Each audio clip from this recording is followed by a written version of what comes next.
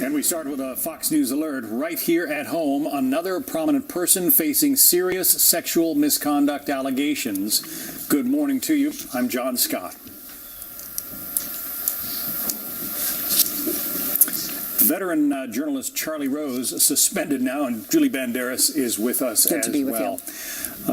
Charlie Rose suspended by CBS News. PBS has stopped distributing his interview show. That's right, after a Washington Post report that 8 women are accusing him of unwanted sexual advances. In a statement, Rose apologized for his behavior, saying that he is greatly, quote, embarrassed. Senior correspondent Eric Shawn is live in our New York bureau. Eric? Hello, John. Well, he is sorry, and his esteemed career may now hang in the balance. At 75 years old, Charlie Rose is a television news icon, but now is off the air after the Washington Post reports 8 young women claim he sexually harassed them, and the complaints, they say, fell on deaf ears. The stories are familiar. Interns, young female staff members, saying Rose routinely hit on them or acted inappropriately by groping them, touching them, walking nude in front of them, and even engaging in physical and emotional abuse. This morning, as CBS News colleagues Norah O'Donnell and Gayle King addressed the allegations with shock and a heavy heart, they said, for someone who was so respected. This will be investigated. This has to end. This behavior is wrong, period. I am not okay.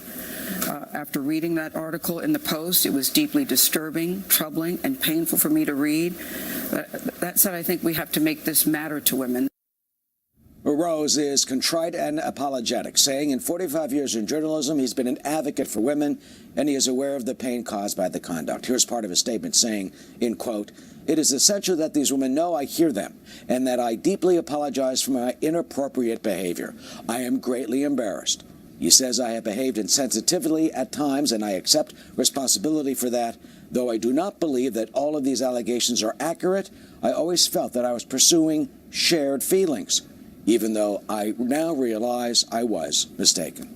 The CBS says the allegations are, quote, disturbing, and they say they take them seriously. PBS, which does distribute his hour-long show on public broadcasting and on Bloomberg TV, it says that, quote, "We expect our producers to provide a workplace where people feel safe and are treated with dignity and respect." And Charlie Rose has also been suspended from 60 Minutes. John? All right, Eric Shawn there in New York. Thank you.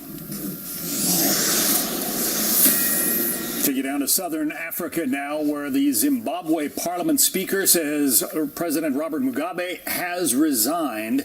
The parliament reportedly erupted into cheers as the world's oldest head of state, who has been serving as president of that southern African nation for 37 years, announced he is resigning.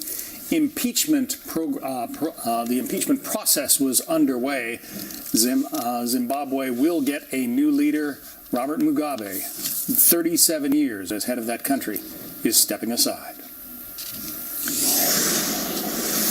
And a Fox News alert now on the fallout from a new court ruling on sanctuary cities. A federal judge permanently blocking the president's executive order to withhold federal funds from cities that don't cooperate with U.S. immigration authorities. Now, just 2 months ago, Attorney General Sessions explained these dangers these sanctuary cities pose. The result is that police are forced to release the criminal alien back into the community on the streets without regard to the seriousness of his crimes or the length of his rap sheet. They should, according to law and common sense, be processed and deported. The judge's move comes as immigration reform and border security are back in the headlines in a big way, with the killing of a Border Patrol agent in Texas and the jury about to get the case of an illegal immigrant accused of murdering Kate Steenley in San Francisco. William Lajeunesse is live in Los Angeles with the very latest. Hi, William.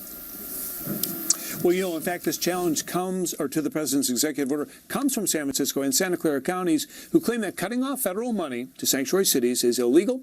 And last night, this federal judge agreed, saying, quote, "Federal funding that bears no meaningful relationship to immigration enforcement cannot be threatened merely because a jurisdiction chooses an immigration enforcement strategy of which the president disapproves." So the ruling is a major blow to the administration's effort to deport criminal aliens by forcing cities to abandon those sanctuary policies. This is something that needs to happen. That order needs to be in place. And what you don't want to have, Bill, is sanctuary cities popping up that are going to be a safe haven or a harbor for those who are conducting illegal activity or are criminal illegal aliens. So the ruling means the Justice Department cannot claw back federal money from sanctuary cities, and it stops it from withholding new grant money. Moments ago, the White House said, quoting, "The flawed district court ruling undercuts the president's efforts to keep the American people safe and secure by enforcing existing law. We are confident the courts will ultimately uphold the president's lawful and necessary authority." Judge William Orrick raised $200,000 for President Obama and personally gave $30,000 to Democratic committees supporting his campaign. In 2004, Orrick bundled $100,000 for John Kerry. So here's the appeals court, what they're going to have to figure out. Orrick claims the executive order threatens to take all federal money away from sanctuary cities, education, highways, Medicare. The Justice Department said that's not accurate. The only law enforcement grant money was really at issue here, and that money is conditioned upon a sanctuary city following the law. That is something both the Obama and Trump administrations agreed, Julie. Locals cannot take the money and still release criminal aliens. Back to you. All right, William Lajeunesse in Los Angeles. Thank you so much, John. So the Justice Department reacting to the sanctuary cities ruling, saying, quote, "The district court exceeded its authority today when it barred the president from instructing his cabinet members to enforce existing law. The Justice Department will vindicate the president's lawful authority to direct the executive branch." Joining us now, Jordan Fabian, White House correspondent for The Hill. They must be pretty hot at the White House about this ruling, although I can assume it was expected. Jordan. That's right, John. This is really the latest blow to the Trump administration's efforts to basically put in stricter immigration controls. We saw federal courts, a number of federal judges block or restrict the president's travel ban, which came down right around the same time that the administration issued this executive order on sanctuary cities. So two of the main initiatives by President Trump to get tougher on immigration being stymied in the federal court system. Now, when the judge ruled that the president cannot essentially block money that's already been allocated by Congress, is the judge talking about any money that's going to the sanctuary cities, or is this federal law enforcement money? Do we know? Well, that's what's up for debate, John. The federal judge here, Judge Orrick, issued a sweeping ruling, and really what it comes down to is a separation of powers question. Judge Orrick sees this as the executive branch stepping on Congress's authority to appropriate money to these cities, money that was designated to them for a number of reasons, law enforcement, education, etc. The White House here, people I talked to, they view this as a federal judge infringing on the president's authority to enforce immigration law. So that issue is going to have to be sorted out at the higher level. That would seem to be the crux of the argument here. I mean, the administration, the president, is charged with enforcing federal law. And if these cities are flouting federal law by becoming, anointing themselves sanctuary cities, it would seem that the president has the right to try to make them toe the line somehow. And if withholding funds is the way to do that, there's the argument. That's right. That is a central question, and it'll be up to another judge to decide if the White House decides to go that route. We showed the Justice Department statement there. That, to me, indicated the administration is going to pursue an appeal. They would have to go to the Ninth Circuit Court out in California, which, as you know, is a pretty left-leaning court, so it's unclear if they would get a favorable ruling in that court. So perhaps if the administration feels strongly enough about it and they get an unfavorable ruling, they would take this all the way to the Supreme Court. The Ninth Circuit, the most liberal court, but also the most overruled, I believe the records show. So this is a permanent injunction, right, from the federal judge? That's right, meaning that the judges reviewed this, reviewed the temporary injunction, and decided it should remain in place permanently. So right now, this executive order trying to claw back this federal money from sanctuary cities is on ice across the country. Kind of interesting, William Lajeunesse had the report about how much money this judge had personally donated and helped raise for the Obama administration. Might there be some politics at play here? Perhaps. It's always hard to tell the motives of judges in these situations, and people on both sides of the immigration debate have really thrown around the accusations about, judge shopping. If you remember, in 2014, when President Obama issued this sweeping executive order trying to give the parents of Dreamers the ability to stay in the United States, conservatives appealed that at a federal judge in Texas who was appointed by President Bush, and he struck that down, and that ruling stayed in place. So we have similar accusations coming from the left in that situation. So right now, this is what happens really when you try to make immigration policy through executive order. It gets tangled in the courts, and it gets really messy. Yeah, well, I remember when a bunch of the states did not want to follow the federal 55-mile-an-hour speed limit, and the federal government withheld some funds from them, and they all came in line. We'll see whether that plays into the future arguing in this case. Jordan Fabian from The Hill, thank you. Thanks. A manhunt is over in Pennsylvania, who police now have in custody in the murder of a rookie police officer. Plus, President Trump designating North Korea as a state sponsor of terror. So will it be enough to get Kim Jong-un to abandon his nuclear weapons program? Again, this is all part of just continuing to turn this pressure up, and we continue to turn the pressure up on North Korea by getting other countries to join and take actions on their own.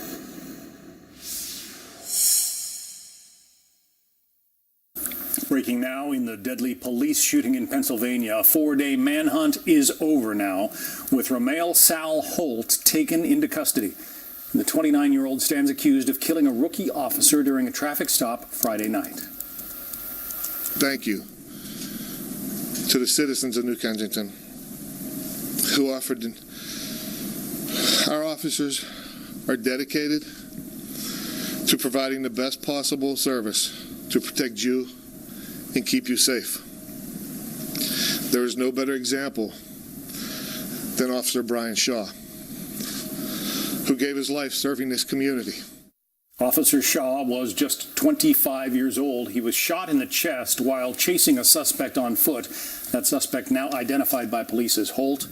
Shaw's funeral set for tomorrow. Well, President Trump redesignated North Korea as a state sponsor of terror. The rogue regime now joins Iran, Sudan, and Syria on the U.S. terror blacklist. The Trump administration also expected to announce new sanctions against the North. Secretary of State Tillerson says this new campaign is intended to pressure North Korea to curtail its nuclear ambitions. Listen. I think it is very symbolic on the one hand, because it just points out again what a rogue regime this is, and how brutal this regime is, and how little they care for the value of human life.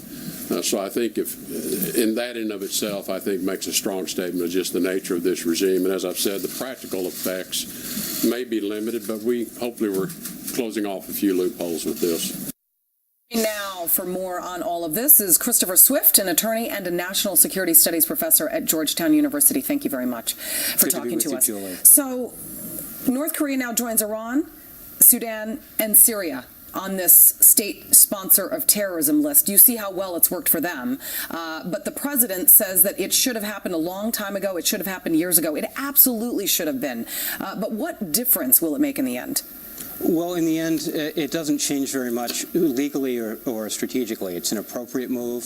This is a rogue regime that does bad things to good people for bad reasons. And I think the Secretary Tillerson was very clear about that, and the President was very clear about that. But in terms of the practical effect, look, being on the list of state sponsors of terrorism means you can't get U.S. arms exports. Well, the United States hasn't exported any arms to North Korea ever. Mm-hmm. You can't get U.S. foreign aid, development aid, or political aid. Well, that's not going to happen anytime soon. You are subject to certain financial sanctions. Well, that's generally the case for most banks and most government officials in North Korea today. And then you're not allowed to get certain types of dual-use exports, dual-use commercial products that could be modified for military purposes. You can't send that stuff to North Korea anyway. So legally speaking, practically speaking, strategically speaking, it's not much of a change. Symbolically speaking, it's important because it reminds the North Koreans that they reneged on a deal that they got into with the Bush administration back in 2008, and the United States takes it seriously when people cheat on their deals. Yeah, and Trump's announcement opens North Korea to new U.S. sanctions as well.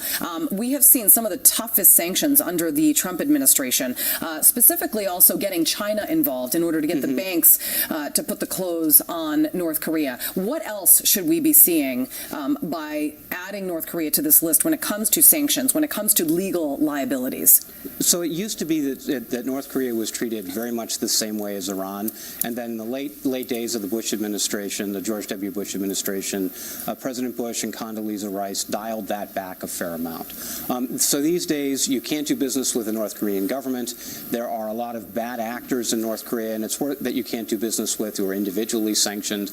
And it's also worth knowing that anybody that's owned or controlled by the government in North Korea, you can't do business with. Yeah. That has the effect of basically blocking out the entire country from most things, most of the time. If the Trump administration were to take things to the next level, they'd probably impose something like the territorial-based sanctions that we see on Iran, in which case there's no exception to the sanctions. You look at the country, the entire country is sanctioned, not just the government and certain individuals or institutions within it.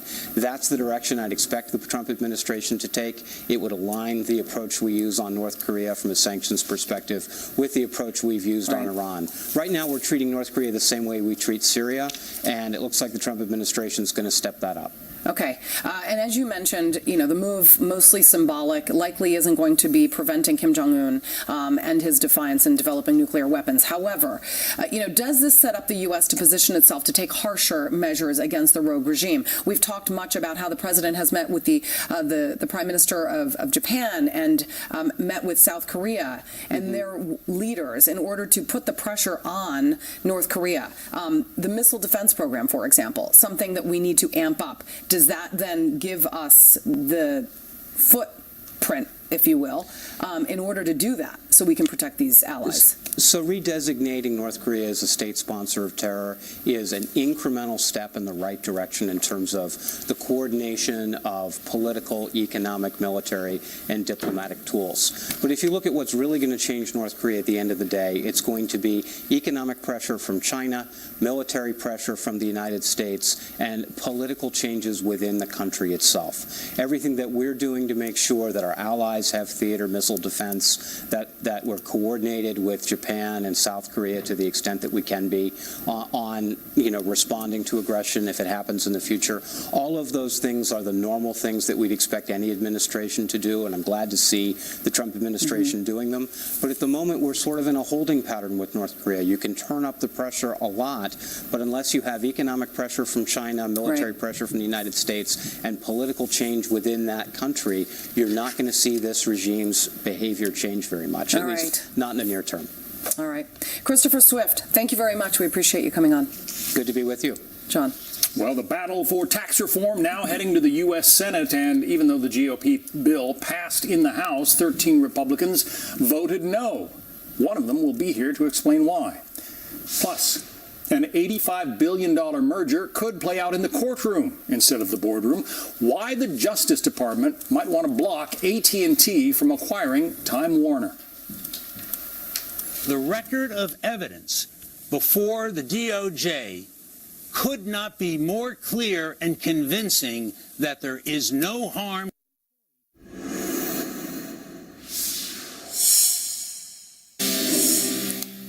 This just in, the Department of Justice is now suing to block the $85 billion merger between AT&T and Time Warner.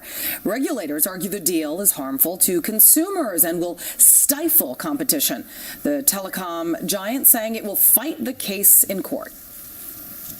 We have no intention of proposing a solution that is beyond what the rule of law would require. And if there are legitimate concerns, there are plenty of solutions within the precedent as well as within the DOJ's own guidelines. In a merger case like this, the DOJ has the burden of proof. It has to prove that this merger will harm competition. It has to prove that this merger will harm consumers. Time Warner, by the way, is the parent company of such content providers as CNN and HBO. Now to the push for tax reform. House Republicans passed their tax bill last week without a single Democratic vote, but there were 13 Republican holdouts from high-tax states like New York, New Jersey, and California. Here's what California Congressman Darrell Issa said this morning. I think that people understood that one part of this bill helps get the economy going and the other half picks winners and losers, and you're a loser in it, he said.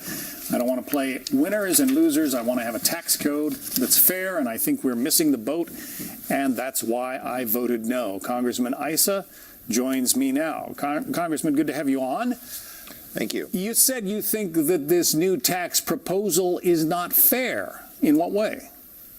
Well, first of all, it picks specific things. For example, you can deduct your state tax if it's property tax by a special provision put into it, but it specifically excludes income tax. And I don't want to get into history, but since 1861, long before even the Constitution changed to allow our modern income tax, there's been a recognition that the states take, if they take from income, they take first. And what's left is what the federal government determines. So it's very specific that state income tax has a constitutional right to come first. It's very clear that the authors of the bill saw this large amount of money, $1 trillion, and said, oh, we can pay for other people to get tax cuts, and everyone will be happy. And the answer is no. If you're taking from one person's pocket to another, the first thing is it's not a tax cut. It's a redistribution, and this redistribution doesn't make any particular sense. I know the Speaker. He's a good man. I've seen him hold up that card for the simple form, but the simple form actually is saying you might get more than you're entitled to. In other words, more than any and all expenses you had at one end in the double standard deduction, and then the hardworking, often middle class, these are people that went to college and they have a good job, but they're not rich, are going to find themselves not able to deduct the state income tax, and it's going to be a tax increase, particularly in New York, New Jersey, and California, but it's wrong in all 50 states. But there are states like, Florida, for instance, where there is no state income tax. There are states where, income taxes are very low, North Dakota, I think. The residents of those states who don't pay income tax or pay very light income tax could feel that, based on the way you voted, that you want other high tax states to help subsidize to have the lower tax states subsidize higher tax states. Well, that's the interesting thing. When you look at the top 10 states, the states that are net givers, about 7 of them are exactly states like California and New York. We give more to the federal government than we get back. Well, states like, and I'll just use Mississippi, get back about $2.50 for every dollar they send in. Louisiana, the same way. So it's not a question of fair share. Our state gives more to the federal government than comes back to our state. New York does the same thing. New Jersey does the same thing. So many of the states will give even more under this tax proposal, and they're already net givers. I don't think anyone in Congress is looking at who gets and who gives. But if you're going to, it really makes the case for why this is an unfair tax change. You also have protested the fact that corporations, businesses would be allowed to deduct state and local taxes, but not individuals. Individuals cannot do that under this plan. I think it just emphasizes the principle that they didn't do it with corporations because, of course, you don't have the money to pay twice on.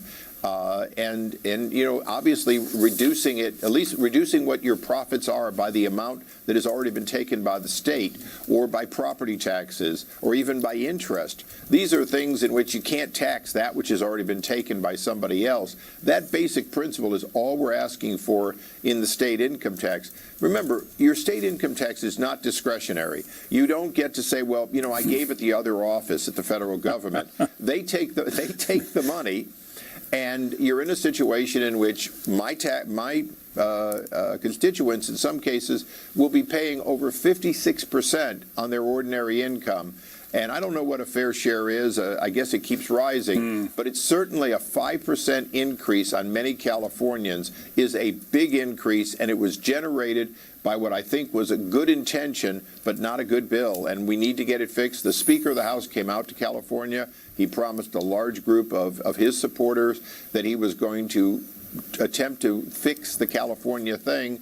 And to me, that means he's going to have to deal with the state income tax in a fair way. Congressman Darrell Issa, Republican of California, who voted against the House tax bill, and now you know why. Congressman, thank you. Thank you.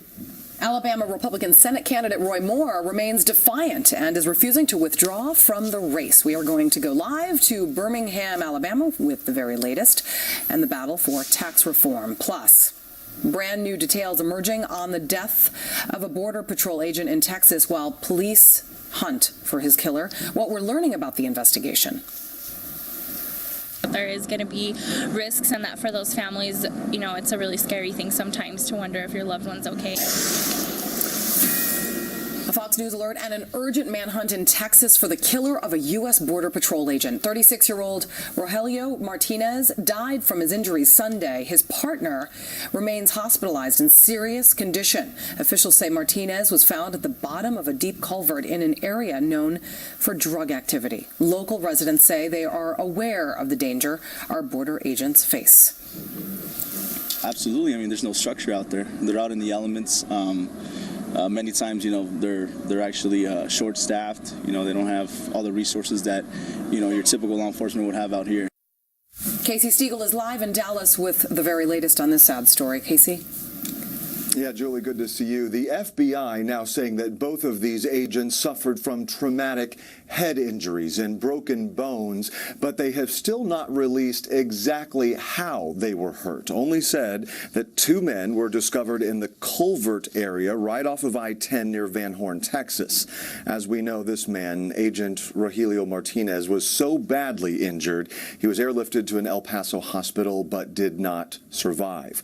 Published reports say he was engaged to be married and was a father. His partner, another U.S. Border Patrol agent, remains unidentified and is still in intensive care. He's now listed in stable condition, but the National Border Patrol Council, the group's union, says that that surviving agent does not remember what happened, and that is only complicating the investigation, they say. Leaders from the union also have said that the agents were attacked with rocks and beaten. However, no other law enforcement agency will confirm that information. In fact, a key law enforcement official warns not to jump to any conclusions just yet, telling the Associated Press that it is entirely possible this was an accident, that Agent Martinez may have fallen into that culvert and his partner could have been hurt trying to rescue him. Now, a spokesperson with Customs and Border Protection has told us today that they are working with the FBI to schedule a news conference for this afternoon. A time is yet to be determined, but Julie, we're hoping that we learn a whole lot more information when that briefing finally takes place. We'll keep you posted for sure. All right, Casey Stiegel, thank you so much. Yeah.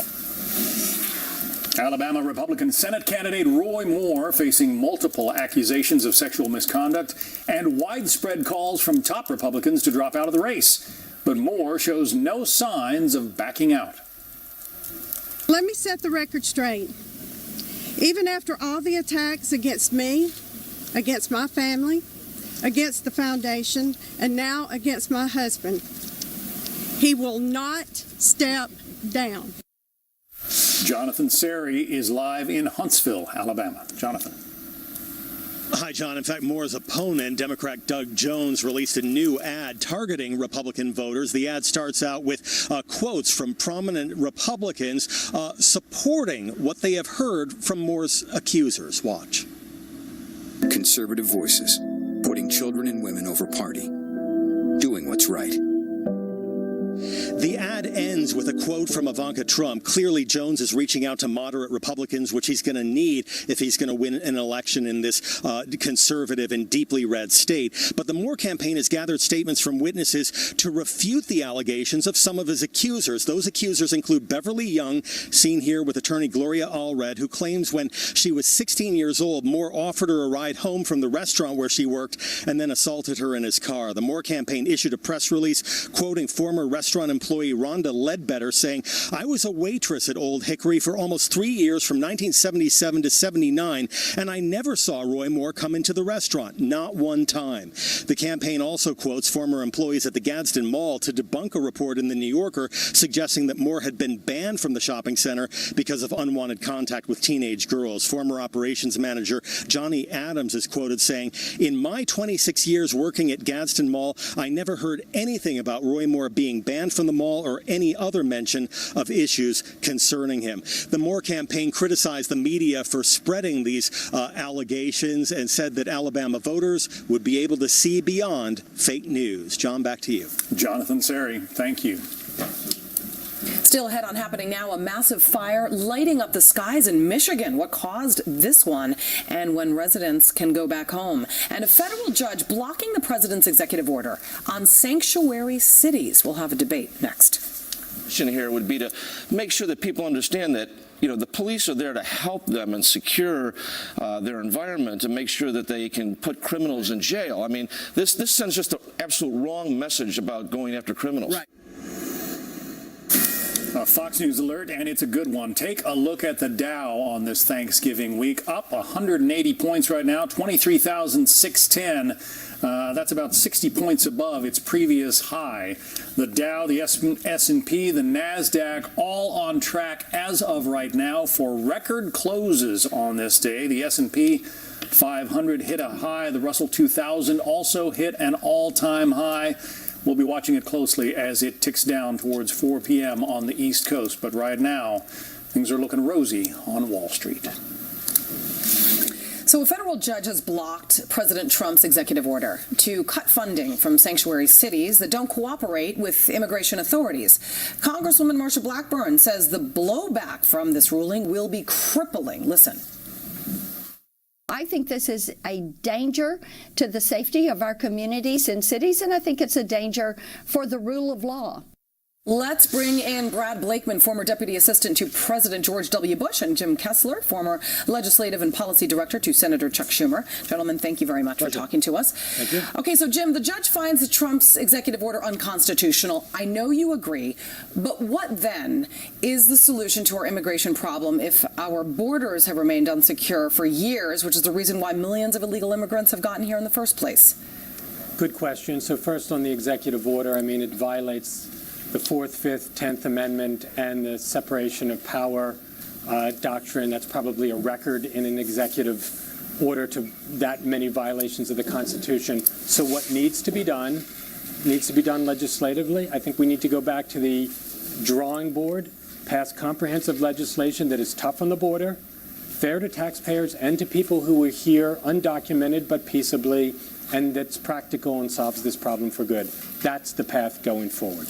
Brad, the brave men and women who are trying to be tough on the border are obviously being defeated. I mean, the manhunt going on right now in Texas after a killer killed a U.S. Border Patrol agent is a startling reminder of our huge immigration problem. One agent died, his partner hospitalized. They were attacked and beaten by, used by rocks and in an area known for drug activity. And it's these illegal drug dealers that seek refuge in these sanctuary cities, knowing that federal funds are going to protect them. Absolutely, and that's what's got to stop. But we've seen this activism by federal appointed judges before. We saw it with the extreme vetting executive orders, and now they're moving into giving aid and comfort to sanctuary cities who are blatantly and quite frankly proud of the fact that they are protecting illegal aliens within their jurisdiction. We have currently over 300 state and local jurisdictions around the country who are flouting the law at great exposure to the men and women who are supposed to be upholding the law. And the president has every right under the Constitution obligated to preserve and protect our country. And we cannot pick and choose in America the laws we seek to obey. Okay, but Jim, there's also another issue here, and maybe you can see this too. I mean, the ruling nullifies the executive order Trump signed in January. Basically, it was designed to crack down on so-called sanctuary cities that don't comply with immigration and custom enforcement requests for assistance. Basically, what does that message now send to local law enforcement who want to go after illegal and violent criminals, many of who seek refuge in these sanctuary cities? So first of all, you can't just pick and choose what parts of the Constitution you're going to follow and what parts of the Constitution you're not going to follow. This was blatantly unconstitutional. The Constitution was written on parchment paper, not toilet paper. So the answer is we need to do this in a constitutional way. These so-called sanctuary cities, when there are violent illegal immigrants, they turn them over to ICE. What the federal government, what the Trump administration wants these sanctuary cities to do is violate the Fourth Amendment, hold people without a warrant who are nonviolent offenders of some law, and that's not the way it's going to be done. No, we've got to do this in a comprehensive way. You can pick and choose the laws that you want to obey. If they're here illegally, they've already broken the law. No, they're already in violation of federal law. So a state or local municipality can determine what laws they want to obey. That's not our system. Well, Brad, the Constitution and these judges and all of them are finding other ways that you need something more to detain somebody. And look, the federal government, there's probable cause to believe. That's the standard. Probable cause is having a criminal record. I mean, probable cause is somebody who's been arrested 5 times and has committed murder. I mean, these people who are in this country illegally who have committed 1 crime should be out. There should be no 3 strikes. And there are so many people who have actually had been allowed back onto city streets that have recommitted. In fact, most of these criminals are repeat offenders. That is a fact. So that is something that obviously is not working. President Trump had promised to build a wall. That's not happening anytime soon. And now these criminals now have a safe haven. I'm not saying everybody in this country who's illegal should be kicked out. That is unconstitutional. However, the criminals should not have a safe haven. That makes no sense. Well, it depends if what you're saying is a criminal, somebody with a broken taillight versus somebody who's committing violent crimes. And the places where people are committing violent crimes, they're being turned over to ICE. All right. When they're doing something that is far less, like a broken taillight, that is a violation of the Constitution. Let's solve this in a comprehensive way, not pick apart the Constitution. All right. That's all the time we have. Brad Blakeman, thank you. Jim Kessler, appreciate you both coming on. John. Well, Russia's President Vladimir Putin meeting with Syrian President Bashar al-Assad. Might they be brokering some kind of an end to Syria's long and bloody civil war? How the White House is involved. Plus, residents near Detroit back in their homes after a massive fire forces them to run for their lives. What caused this inferno?